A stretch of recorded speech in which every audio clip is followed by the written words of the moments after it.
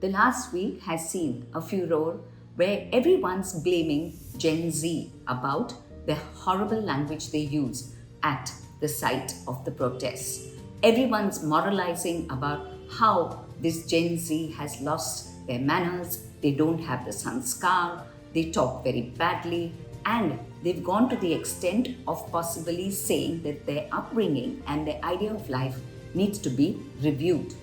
Well, I have a different perspective on possibly what led to this kind of rants and abusive language that took place on that day at Jantar Mantar. Welcome. Welcome to today's episode of What is reactive abuse.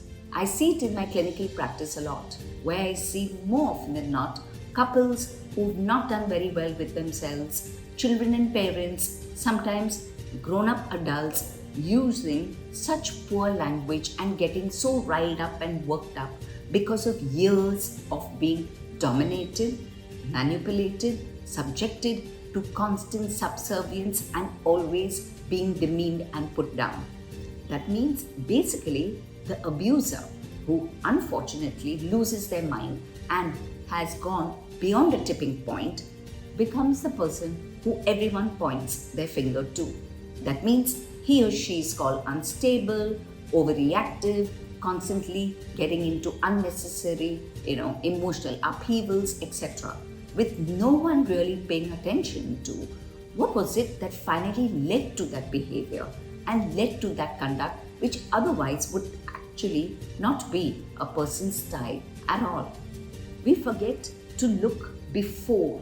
That means we have to look at what really has been happening in this country and possibly what's been happening in families where a person is constantly feeling dominated, not getting opportunities that are available to others, where they feel that the wealth distribution is completely skewed in favor of those in positions of power, where they've been made to struggle, stand in line to change their hard-earned currency, to fill forms, to show that they're citizens of this country, to not accept that the government failures during COVID, etc., are all merrily forgotten and are pushing the common man to the brink.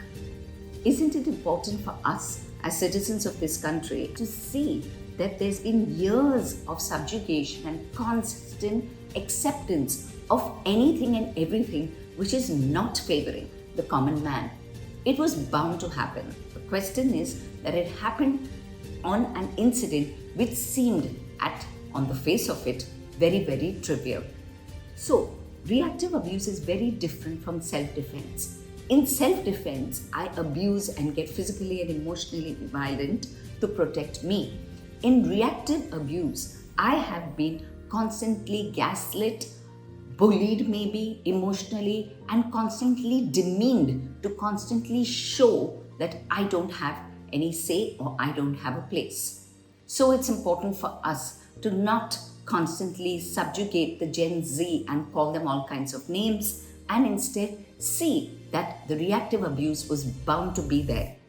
I'm not in any judge-jury position to sit down and say whether it was right or whether it was wrong. But it is for us as adults to step back and understand that today, if we do not accept that we are pushing people to the brink, well, we may be asking for much worse. I hope you like what you see. Please do hit the like button. Please do share my video. And of course, continue to write to me at varkha@varkhachulani.com. Till next week, it's goodbye and thank you.